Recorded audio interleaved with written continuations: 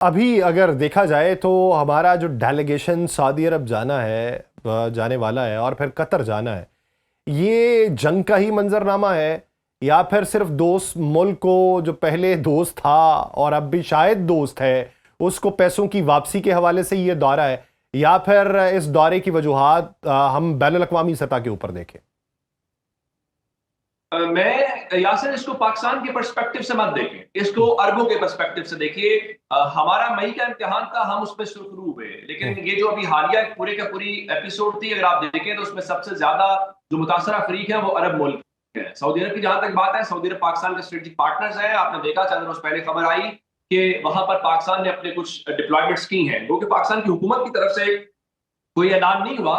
ये सऊदी अरब की वजारत खारजा, वजारत दिफा ने ऐलान किया, फिर उनके जो पाकिस्तान में सफीर है नवाफ मालकी साहब, उनकी जानिब से ऐलान हुआ। उसमें कुछ सरप्राइजिंग है नहीं। सरप्राइजिंग इसलिए नहीं है कि पाकिस्तान सऊदी अरब का डिफेंस पैक्ट मौजूद है और ये बहुत मौकों पे कहा गया कि अगर कोई ऐसा उनकी सलामती को खतरा हुआ तो हम जाएंगे। जहां तक बात है कतर की, तो कतर के साथ वज़ीर आज़म साहब ने कोऑर्डिनेट किया, उनके साथ कम्युनिकेट किया। पाकिस्तान सब एतमाद में ले रहा है। दो मुल्क इससे थोड़े खींचे खींचे नजर आ रहे हैं, उसमें बहरीन है, यूएई है। देखिए, इन मुल्कों को इस बात की रियलाइजेशन हुई है कि अमेरिका उनकी सिक्योरिटी की गारंटी नहीं है। अमेरिकन बेसिस होना, अमेरिकन फौज की वहां पे प्रेजेंस होना उनके लिए सिक्योरिटी की बजाय उनके लिए लायबिलिटी है। सो जब आपके पास लायबिलिटी होगी तो आप किसकी तरफ देखेंगे? आप देखें ना, इन सब मुल्कों में से सबसे ज्यादा सिक्योर कौन फील कर रहा था? सऊदी अरब फील कर रहा था। क्यों? इसहाक डार साहब की तकरीर सुने जो उन्होंने फ्लोर ऑफ द हाउस के ऊपर की। तो इसी वजह से पाकिस्तान ने सऊदी अरब को भी कहा कि आप रेस्टोरेंट का मुजाहरा करें। हमने ईरान को भी बहुत कहा कि आप हमें मजबूर ना करें। और उसके बाद आपने देखा कि दो बार राब्ता हो चुका है। जब आप मैं बात कर रहे हैं तो दो बार राब्ता सऊदी अरब का और ईरान के जंग के बाद हो चुका है। हम्म। सो मेरा ख्याल ये है कि अब ये बात बहुत बड़ी बात होगी। सिफाती मामलात में बहुत मुहतात रहकर बात करनी चाहिए। हमें तो जरूरत होगी, हम तो कहेंगे चले हमारी इकोनॉमी उस तरह से हमारे प्रॉब्लम्स है, लेकिन सच्ची बात यह है कि अब हमसे ज्यादा अरबों को पाकिस्तान की जरूरत। अच्छा उमर, एक चीज़ और कि आज से अगर एक डेढ़ साल पहले चले जाए, मार का हक से पहले भी चले जाए, तो उस वक्त पाकिस्तान बारे जो तासुर था अंदरूनी तौर पे भी बैरूनी तौर पे भी, जो चाहे मगोइयाँ थी, जो इल्ज़ामात थे, जो तानाजनी थी, जो नज़रियात का इख्तलाफ था, सभी को मालूम था। लेकिन फिर रफ्ता रफ्ता अब जो पाकिस्तान की पोजीशन हो चुकी है कि आपको पैगामात जर्मनी से भी आते हैं, आपको तशक्कुर पाकिस्तान के नारे ईरान से सुनने को मिलते हैं, यूनाइटेड नेशन आपकी तारीफ कर रहा है, बरतानिया आपके कसीदे गा रहा है, सऊदी अरब आपके साथ खड़ा है, कतर आपके बारे में बात कर रहा है, डोनाल्ड ट्रंप आपकी मदासराई कर रहा है, और दुनिया के बेशुमार ममालिक के जो लोग हैं वो कर रहे हैं। अब नजरियाती इख्तलाफ रह गए एक तरफ एक डेढ़ साल पहले। अब तो सिर्फ यही हो सकता है कि भाईजान इनसे ही क्यों, ये जो इस वक्त बरसर इक़्तिदार है इनसे ही क्यों, सिर्फ यही बात में रोग रह जाता है, इसके अलावा तो कोई और नहीं। लेकिन एक काम तो है जो पाकिस्तान से लिया गया है। इसके बाद पाकिस्तान का मुस्तकबिल क्या दिखाई दे रहा है बैनुल अक़वामी हलकों की, अगर चहमगोइयों, सरगोशियों और बबांगे दोहल होने वाले बयानात को मद्देनजर रखा जाए तो? यासिर देखें, जो बैनुल अक़वामी ताल्लुकात होते हैं उसमें सिर्फ मफादात होते हैं। उसमें ना किसी की तारीफ होती है, ना कोई दोस्ती होती है, ना कोई दुश्मनी होती है। या मफादात के हामी होते हैं या मफादात के मुखालिफ होते हैं।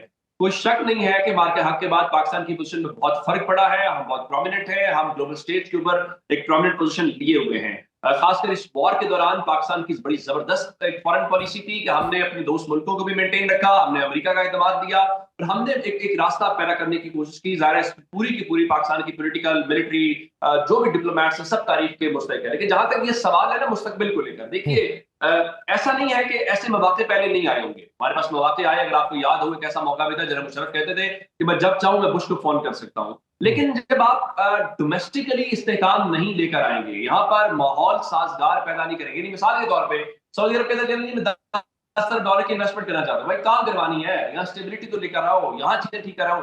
उस इंटरनेशनल कामयाबियों को लोकल सतह पे ट्रांसलेट करना हमारा सबसे बड़ा चैलेंज होगा। हमें उसी तरह से जैसे हमने बहुत स्पिरिट का मुजाहरा इंटरनेशनल स्टेज के ऊपर किया है, हमें लोकली भी उसी स्पिरिट का मुजाहरा करना है, उसी नेक नीति का मुजाहरा करना है। तो मेरे ख्याल से पाकिस्तान का मुस्तकबिल बहुत रोशन।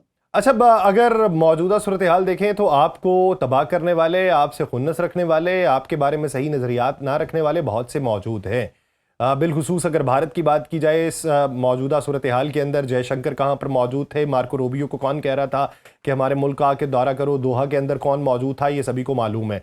पसे पर्दा कोशिशें तो जारी थी, 40 दिन सकूत तारी रहा, कुफ्र लगे रहे जबानों के ऊपर, लेकिन जब दुनिया ने ये देखा कि मुज़ाकरात हो रहे हैं, जंगबंदी हो चुकी है, तो उसने आके भारत ने कहना शुरू कर दिया कि हम ही कहते थे कि डी एस्केलेशन होनी चाहिए, मुज़ाकरात होने चाहिए। तो इस सूरत हाल में हमें उस पहलू को भी किस हद तक मद्देनजर रखना है कि कोई खुराफाती उनसर नुमाया ना हो, क्योंकि एक आध खबर जो है वो BLA के हवाले से इस वक्त गर्दिश कर रही है।